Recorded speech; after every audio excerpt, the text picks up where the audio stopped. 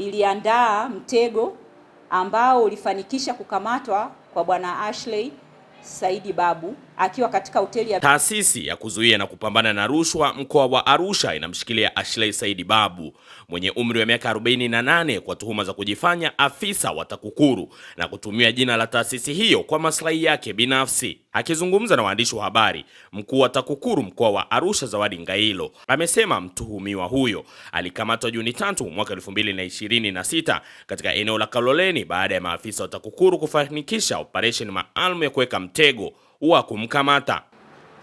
Katika taarifa yetu ya Januari March, taarifa yetu kwa umma ya Januari March, tulikuwa tumeeleza au tulikuwa tumetahadharisha umma kuhusu watu ambao wanapita huko sehemu mbalimbali wakijitambulisha kwamba wao ni maafisa wa TAKUKURU.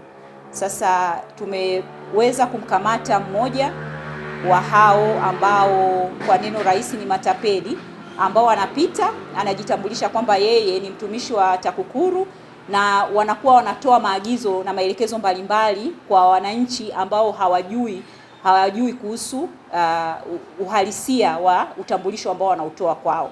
Sasa taasisi ya kuzuia na kupambana na rushwa mkoa wa Arusha inamshikilia mkazi wa kwa Morombo jijini Arusha anayefahamika kwa Bwana Ashley Saidi Babu ambaye ni Mrangi mwenye umri wa miaka 48 kwa kosa la kujifanya afisa wa TAKUKURU. Kosa hili kisheria ni kinyume na kifungu cha 36 cha sheria ya kuzuia na kupambana na rushwa sura ya 329 marejeo ya mwaka 2023. Mtumiwa huyu alikamatwa na maafisa wa TAKUKURU mkoa wa Arusha ambapo waliandaa mtego baada ya kupata taarifa za kiintelijensia, na alikamatwa siku ya Jumatano ya tarehe 3 mwezi wa 6 alipokuwa akiendelea na udanganyifu huo katika hoteli ya Bristol iliyopo jijini Arusha. Awali ilidaiwa kwamba mtuhumiwa huyu Ashley Babu katika nyakati tofauti na maeneo tofauti alijitambulisha kama afisa wa TAKUKURU na kwamba alikutana na mmoja wa wananchi wa mkoa wa Arusha, mkazi wa Arusha ambaye alikuwa akichunguzwa na TAKUKURU na akajitambulisha kwa mwananchi huyo kuwa yeye ni afisa wa TAKUKURU. Sasa mtuhumiwa Ashley Babu alidai kwamba anaufahamu kwamba mwananchi huyo anakabiliwa na tuhuma ambazo zinachunguzwa katika ofisi ya TAKUKURU mkoa wa Arusha na kwamba yuko tayari kumsaidia ili swala hilo lisiendelee kuchunguzwa, ikiwa ni pamoja kusaidia kupata mali zake ambazo kwa wakati huo zilikuwa zinashikiliwa na ofisi katika uchunguzi ambao ulikuwa unaendeshwa na TAKUKURU. Mara baada ya ofisi kupata taarifa hizi, iliandaa mtego ambao ulifanikisha kukamatwa kwa Bwana Ashley Saidi Babu akiwa katika hoteli iliyopo jijini Arusha.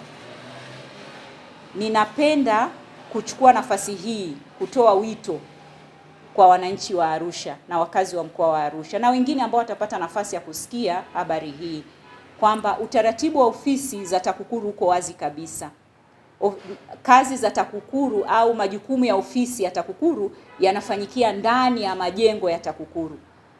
Mtu anapokuwa na taarifa anaweza akaiwasilisha akaja mwenyewe au akapiga simu au akatumia namna yoyote ikiwemo email na namna za hivyo ili kuweza kuifikisha hiyo taarifa kwetu. Lakini hiyo taarifa ikishafikishwa itashughulikiwa ndani ya ofisi. Hatuna utaratibu wowote wa kukutana na watu mahotelini, hakuna utaratibu wowote wa kukutana na watu maeneo ambayo yasiyo rasmi. Kwa hiyo naendelea kusisitiza kwamba wanapokutana na watu wa namna hii ambao wanajitambulisha kwamba wao ni maafisa wa TAKUKURU, wachukue tahadhari kubwa, wasiwaamini moja kwa moja. Kuna zile namba ambazo huwa tunazitumia kupiga, ambazo unaweza ukapiga kujiridhisha au unaweza ukaja mwenye hapo ofisini ili upate uhakika juu ya taarifa au juu ya watu ambao tunakuwa tunakutana nao na wanajitambulisha kama ni maafisa wa TAKUKURU. Wanapopigiwa simu pia, kwa sababu kuna wengine ambao wanapiga simu na kujitambulisha namna hiyo, tunaendelea kusisitiza wasipokee maelekezo au miongozo yote ambao wanapewa kupitia simu na watu wa namna hiyo.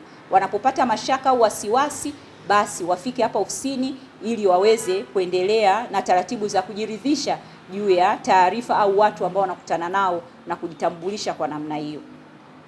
Matapeli wa aina hii au watu wa aina hii wamekuwa wanaleta mtazamo ambao ni hasi juu ya chombo hiki, lakini juu ya kazi kubwa ambayo inafanywa na watumishi wa ofisi hii ya TAKUKURU, lakini pia wanakuwa wanajinufaisha huku wakiharibu taswira ya TAKUKURU. Tunaendelea kusisitiza kwamba tutaendelea kufuatilia taarifa za namna hii, tutaendelea kufuatilia na ili kuweza kuhakikisha kwamba tumezikomesha, lakini pia kuchukua hatua kali za kisheria kwa mujibu wa miongozo tulionayo. Ngailo amesema mtuhumiwa huyo alikuwa akijitambulisha kwa nyakati na maeneo tofauti kama afisa wa TAKUKURU kwa mwananchi aliyekuwa akichunguzwa na taasisi hiyo, akidai kuwa ana taarifa kuhusu uchunguzi unaoendelea na kwamba angeweza kusaidia swala hilo lisifike hatua za mbele za uchunguzi. Ripoti za Ayo TV kutoka Arusha. Naitwa Godfrey Thomas Ng'omba.